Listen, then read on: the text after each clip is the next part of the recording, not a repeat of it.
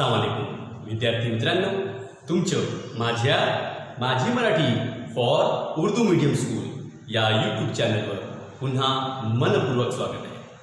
विद्यार्थी मित्रांनो, आज आपण विषय मराठी संयुक्त इयत्ता 8व्या वर्गाची कविता 6वी कोळ्याची पूर या कवितेच्या कवयित्री आहेत सुरेखा गावंडे. आपण या कवितेचे अध्ययन आज आपण करणार आहोत. या व्हिडिओमध्ये आपण या कवितेचे गायन, स्पष्टीकरण व स्वाध्याय बघणार आहोत. बच्चों, आप अगर मेरे इस यूट्यूब चैनल माझी मराठी पे फर्स्ट टाइम आए हैं तो मेरे यूट्यूब चैनल को सब्सक्राइब करें. मेरा वीडियो आपको पसंद आता है तो इसे लाइक कीजिए और आगे आप इसे शेयर भी कर सकते हैं. तो बच्चों, सबसे पहले हम लोग अपनी अपनी मराठी की किताब निकाल लेते हैं, उसको और एक एक पेंसिल भी ले लेते हैं. चला, पान क्रमांक 18, पेज नंबर 18. तो सबसे पहले बच्चों, हमारी कविता का शीर्षक है कोळ्याची पूर. इसका मतलब समझ लेते हैं. ये शीर्षक का मीनिंग क्या है, टॉपिक का मीनिंग क्या है. कोळ्याची पूर मतलब क्या हो गया? मछुआरे की लड़की. तो जाहिर सी बात है, इस टॉपिक से हमें पता चलता है कि कवयित्री सुरेखा गावंडे इन्होंने इस कविता में कोळ्याची पूर मतलब मछुआरे की लड़की का वर्णन किया. तर या कवितेच्या शीर्षकावरून आपल्याला कळते की या कवितेमध्ये कवयित्री सुरेखा गावंडे यांनी कोळ्याची पूर म्हणजे कोळ्याची मुलीचे वर्णन या कवितेमध्ये केले आहे. तर विद्यार्थी मित्रांनो, आपण थोडक्यात कवयित्री सुरेखा गावंडे विषयी जाणले. सुरेखा गावंडे जन्म 1907. ह्या प्रसिद्ध कवयित्री त्यांच्या विविध विषयावरील काव्यरचना प्रसिद्ध, विविध वृत्तपत्रे व मासिके यातून त्यांचे लेखन प्रसिद्ध आहे. तो कवयित्री सुरेखा गावंडे एक प्रसिद्ध कवयित्री और अलग अलग विषयों पे मराठी में इनकी काव्य रचनाएं, इन्हें पोयम्स इनकी बहुत प्रसिद्ध है, फेमस है. और इतना ही नहीं, वो विविध वृत्तपत्रे यानी वेरियस न्यूज़पेपर्स और मासिके में भी वो लेखन कार्य करते हैं. अब देखते हैं हम लोग इस कविता में कवयित्री सुरेखा गावंडे इन्होंने किस चीज़ का वर्णन किया. बच्चों, मैं जब पढ़ता हूँ तो आप लोग किताब में उंगली रखेंगे और देखेंगे. समुद्रकाठचे लोक दैनंदिन जीवन जगताना सदैव आव्हानांना, संकटांना तोंड देत असतात. समुद्र हेच त्यांचे श्रद्धास्थान असते. समुद्रकाठी राहणाऱ्या कोळी समाजातील मुले या देखील अत्यंत साहसी असतात. प्रस्तुत कवितेतून एका कोळ्याच्या मुलीचे भावविश्व कवयित्रीने अतिशय समर्पक शब्दात मांडले आहे. तो बच्चों, इस कविता में कवयित्री सुरेखा गावंडे इन्होंने कोळी समाज यानी मछुआरों का समाज, इसका वर्णन इस कविता में उन्होंने किया है. और उन्होंने ये भी बताया है कि किस तरह से एक कोळी समाज यानी मछुआरों का समाज ये समुद्र के किनारे रहता है और कई किस्म के आह्वान यानी मुश्किलात का वो सामना करते हैं. और समुद्र में से मछलियां मारकर वो अपना उदर निर्वाह करते, संसार चलाते. तो ऐसे ही कोळी समाज के एक कोळ्याची मुलीचे वर्णन या कवितेमध्ये कवयित्रीने केले आहे. तो बच्चों, अब मैं कविता गा रहा हूं और आप लोग भी मेरे साथ गाएं. ऐका वाचा म्हणा. मी कोळ्याची ग बाई कोळ्याची पोर, कपाळावर माझ्या चंद्राची कोर. मी कोळ्याची ग बाई कोळ्याची पोर, कपाळावर माझ्या चंद्राची कोर. ग बाई मी कोळ्याची पोर, ग बाई मी कोळ्याची पोर. पुढं. दर्याला आलं तुफान, पाहून ग होते बेभान. दर्याला आलं तुफान, पाहून ग होते बेभान. तुफानी दर्याची उसळत्या लाटांची, तुफानी दर्याची उसळत्या लाटांची, नाही हो मला कसलीच डर, नाही हो मला कसलीच डर. नेक्स्ट. होडी चालवते वल्ली मारुनी, पुढे नेते मी लाटा सारुनी, होडी चालवते वल्ली मारुनी, पुढे नेते मी लाटा सारुनी, टाकुनी फासे विकुनी मासे, टाकुनी फासे विकुनी मासे, संसार चाले या दर्यावर, संसार चाले या दर्यावर, सोन्याच्या मढवुनी नारळाला, बाई अर्पण करते सागराला, सोन्याच्या मढवुनी नारळाला, बाई अर्पण करते सागराला, कोळीवाडा उजडे पुनवेला, कोळीवाडा उजडे पुनवेला, पूजा सागराची चाले जीवनभर, पूजा सागराची चाले जीवनभर. तर बघितलं तुम्ही विद्यार्थी मित्रांनो की कवयित्री सुरेखा गावंडे यांनी किती सुंदर आणि हृदयस्पर्शी शब्दांमध्ये या कवितेची रचना केलेली आहे. आता आपण या कवितेचे स्पष्टीकरण करू. बच्चों, मैं जब आपको शब्दार्थ बताऊंगा तो आप पेंसिल से उसे अपनी किताब में नोट कर लेंगे. मी कोड्याची गबाई कोड्याची पोर, कपाळावर माझ्या चंद्राची पोर, गबाई मी कोड्याची. मी, अब यहाँ पे मी किसके लिए आया? यहाँ कवयित्री ने मी कोड्याची पोर यानी मछुआरे की लड़की के लिए इस्तेमाल किया गया. तो यहाँ पे इस कविता में कौन गा रही है? कोड्याची मुलगी म्हणजे कोड्याची पोर गा रही है. तो मी किसके लिए आया है? कोड्याची पोर के लिए, कोड्याच्या मुलीसाठी. गबाई कोड्याची पोर, पोर मतलब मुलगी, लड़की. कपाळ, कपाळ म्हणजे माथा, इसको हम मस्तक कहते हैं. चंद्राची कोर, चंद्राची कोर, चंद्र मतलब चांद और कोर मतलब होता है बच्चों, बोलेंगे हम इसको कि शेप, आकार. तो चांद की जैसे आकार की, चांद के जैसे शेप की कर्व, वो अपने माथे पे टिकली लगाती है. तो अब देख समझ लेते हैं हम एक बार इसका मीनिंग. तो ये कोड़ी की मुलगी लड़की कहती है कि मैं एक कोड़ी की, एक मछुआरे की लड़की हूँ, पोर हूँ, और मैं अपने कपाड़ को, मैं अपने मस्तक को मैं चांद के आकार की, चांद के कोर की जैसी आकार की मैं तितली लगा करके अपने कपाड़ को सजाती हूँ.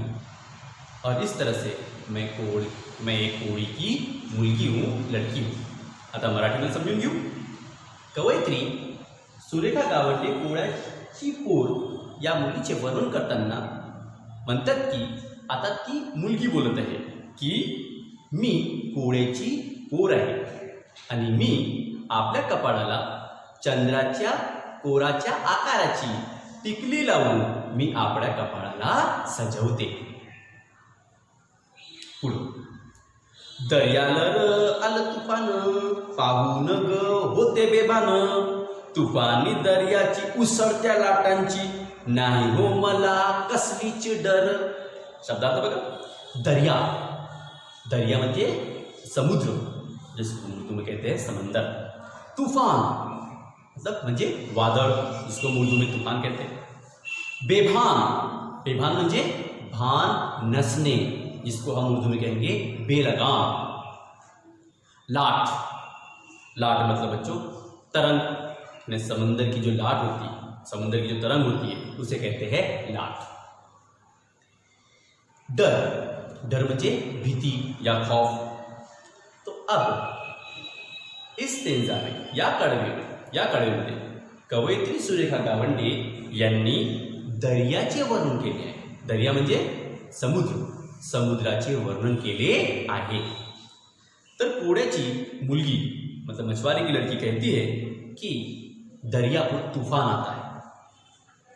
दरिया को कई बार तूफान आता है और उस तूफान को देखकर सभी लोग बेभान हो जाते हैं.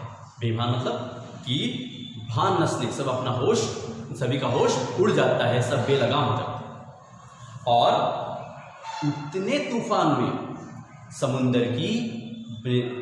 समुंदर के अंदर बहुत बड़ी बड़ी लाटें, बहुत बड़ी बड़ी लहरें उठती है। और इतना तूफान होने के बाद भी मैं नहीं डरती, मैं इस तूफान से बिल्कुल ही नहीं डरती, ऐसी मछुआरे की लड़की कहती है। आता मराठी में समजून घेऊ। कोड्याची पोर म्हणते की दर्याला खूप तुफान येते आणि या आलेल्या तुफानामध्ये सगळे लोक बेभान होऊन जातात आणि या तुफानी दर्यामध्ये मोठमोठे लाटा उसळतात आणि या लाटांना बघून सर्वांमध्ये भीती निर्माण होते, डर निर्माण होते। पण कोड्याची पोर म्हणते की मला कसलीच भीती किंवा डर वाटत नाही। पुढं होरी चालवते वल्ली मारुनी, पुढे नेते मी लाटा सारुनी, टाकुनी फासे विकुनी मासे, संसार चाले हा दर्यावर। अब हम शब्दार्थ देख लेते हैं। होरी, होरी मतलब बोट, नाव। वल्ली मारने, वल्ली मारने मतलब चप्पू चलाना। फासे, फासे मतलब बच्चों जाल। और दरिया तो पता है हमें, दरिया मतलब समुद्र। तो इस कड़वे में कोड्याची पोर कहती है कि मैं समंदर में अपनी नाव चलाकर, चप्पू से अपनी नाव चलाती हूँ और बड़ी बड़ी समुद्र की लाटें, बड़ी बड़ी समुद्र की लहरें मेरी नाव नहीं रोक सकती। मुझ में वो हिम्मत है कि मैं उनको क्रॉस करके आगे बढ़ते जाती हूँ। और फिर समुद्र में जाने के बाद मैं वहाँ पे मछलियों के लिए, मछलियाँ पकड़ने के लिए जाल बिछाती हूँ और जाल फेंकती हूँ। उसमें फिर मछली पकड़ करके मैं उन्हें बाजार में बेचकर अपना संसार, अपना परिवार में चलाती हूँ। आता मराठी में समजून घेऊ। कोड्याची पोर म्हणते की मी समुद्रामध्ये, मी दर्यामध्ये वल्ही मारून बोट चालवते। समुद्राच्या लाटा मी मागे टाकून पुढेच पुढे आपली नाव वल्हवत जाते आणि नंतर समुद्रामध्ये गेल्यावर मी तिथे आपले फासे टाकते आणि त्यानंतर त्या फास्यांच्या साहाय्याने मी पकडलेल्या मासांना बाजारात नेऊन विकते आणि त्याच्यानंतर त्यावर माझा संसार मी चालवते, त्याच्यावर माझा उदरनिर्वाह चालत असतो। अशा प्रकारे ची दिनचर्या कोड्याची पोर हिने आपली सांगितलेली आहे। पुढं सोन्याच्या मडवुनी नारळाला, बाई अर्पण करते सागराला, कोडीवाडा उजडे पुनवेला, पूजा सागराची चाले जीवनभर। तो इस कड़वे में कवयित्री ने बताया है कि कोड़ी समाज पूरी तरह से समंदर के ऊपर, दरिया के ऊपर डिपेंड रहता है। तो इसलिए उस समाज का दैवत यानी भगवान वो किसे मानते हैं? समुंदर को मानते हैं, दरिया को मानते हैं। और ऐसे दरिया की पूजा वो लोग कब करते हैं? यानी पनवेला यानी पौर्णिमा को। और पौर्णिमा को के समय वो नारियल को सोने का मुलामा चढ़ाते हैं यानी गोल्ड का, और उसे वो समुंदर को अर्पण करते हैं, उसे भेंट देते हैं। चला आता आपण मराठीमध्ये समजून घेऊ। तर कोड्याची पोर ही समुद्राची कशा प्रकारे तिची म्हणजे पूजा करते याचे वर्णन केले आहे। तर कोड्याची पोर म्हणते की हे समुद्र आमची दैवत आहे आणि आम्ही त्याची पूजा करतो। दर पौर्णिमेला आम्ही कोळी समाज म्हणजे आमचा कोळी समाज सोन्याचा मुलामा चढलेला नारळ आम्ही त्या समुद्राला अर्पण करतो आणि हे काम म्हणजे ही पूजा आम्ही प्रत्येक पौर्णिमेला करत असतो। आणि यावेळेस आमचा संपूर्ण कोळीवाडा, आता कोळीवाडा म्हणजे काय? जेथे म्हणजे कोळ्यांची वस्ती असते यानी मछुआरों की बस्ती, उसे कहा गया है कोळीवाडा। तर ती मुलगी म्हणते की आमचा जो कोळीवाडा आहे तो संपूर्ण उजळून जातो, चकाकून जातो। अशा प्रकारे आम्ही आनंदोत्सव साजरा करतो। तो इस तरह से कवयित्री सुरेखा गावंडे इन्होंने बहुत ही सुंदर शब्दों में कोळी समाज और कोळ्याची पोर म्हणजे मुलगी हिचे वर्णन केले आहे। तर आपण बघितलं मित्रांनो की किती सुंदर शब्दांमध्ये कवयित्री सुरेखा गावंडे यांनी कोळ्याची पोर म्हणजे कोळ्याची मुलीची वर्णन या कवितेमध्ये यांनी केलेले आहे। आता आपण बघू या कवितेवर आधारित स्वाध्याय। चला, पान क्रमांक 19 स्वाध्याय। देखिए स्क्रीन पर 2 आकृतियां आ गई हैं, स्वाध्याय आ गया। मैं पढ़ रहा हूं, जरा ध्यान दीजिए। प्रश्न क्रमांक 1, आकृती पूर्ण करा।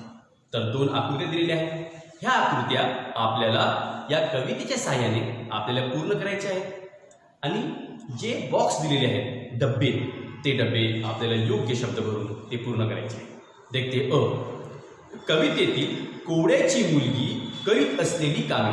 कवितेतील कोळ्याची मुलगी करीत असलेली कामे कि इस कविता में मछुआरे की लड़की कौन कौन से काम करती है वो हमें लिखना है। तो वो 3 काम करती है।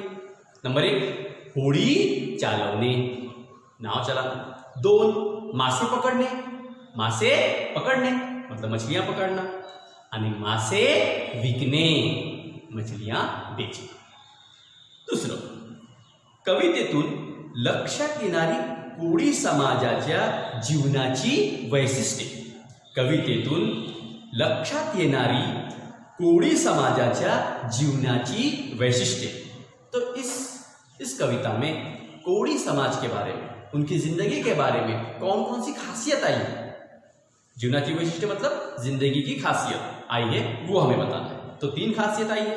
नंबर 1 मासेमारीवर संसार, त्यांच्या मासेमारीवर संसार असतो, यानी मछलियों पे ही उनका संसार रहता है।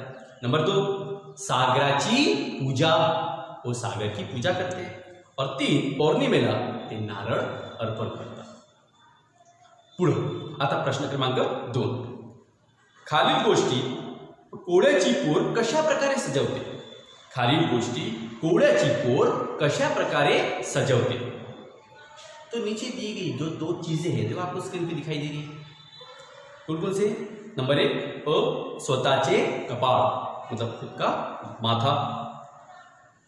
सागराला अर्पण करायचा नारळ, सागर को जो नारियल उसे अर्पण करना है उस नारियल किस तरफ जाती है। तो नंबर 1 देखते हैं, स्वतःचे कपाळ। तो स्वतःचे कपाळ किस तरफ जाती है।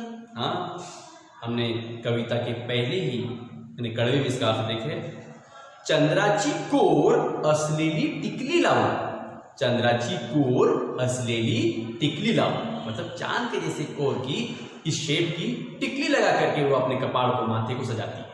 देखिए मराठी में एक बार और, चंद्राची कोर असलेली टिकली लावून। सागराला अर्पण करायचा नारळ, जो सागर को उसे अर्पण करना है नारियल को, उस नारियल को वो किस तरह से जाती है, किस तरह से, सोन्याच्या मुलामा चढ़ून, सोन्याच्या मुलामा चढ़ून, ये सोने का मुलामा चढ़ा करके वो नारियल को सजाती है। आता आपण बघू प्रश्न क्रमांक 3, कवितेतील खालील ओळींचा तुम्हाला समजलेला अर्थ।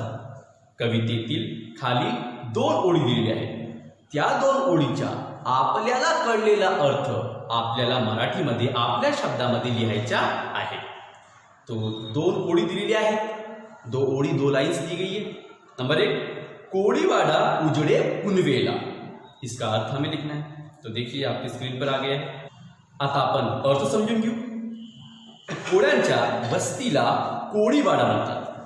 कोळी समाजाच्या उदरनिर्वाह दर्यावर मासेमारी करून चालतो, म्हणून हा समाज पौर्णिमेला सोन्याच्या मुलामा चढलेला नारळ अर्पण करून ही पौर्णिमा उत्साहाने साजरा करतात। टाकुनी मासे पुढं टाकुनी फासे विकुनी मासे, संसार चाले हा दरियावर। इसका अर्थ समझ लेते मराठी में, देखिए स्क्रीन पर आ गया आपके लिए। कोळी समाजाचा उदरनिर्वाह दर्यावर मासेमारी करून चालतो.